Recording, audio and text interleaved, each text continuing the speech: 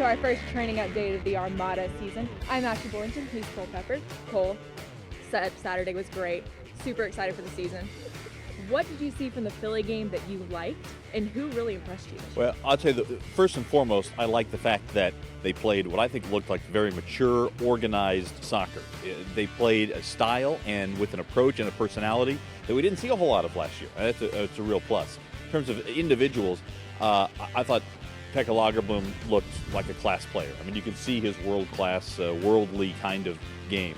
I thought Beto Navarro played very well. I thought the entire back line played very well. When you don't allow a goal to an MLS team, that's obviously very positive. Brian Burke also was very active to me.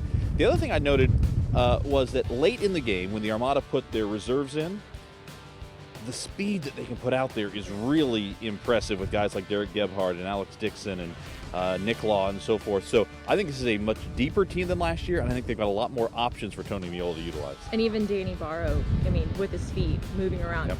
creating space, creating 1-2s, it was pretty good. And so this week, big game coming up, another MLS game. So what do you want to see from this team going into this next week? Of course, Orlando City, a better challenge, I think, than Philadelphia. I think they've got a better roster by and large, especially if they play all their guys.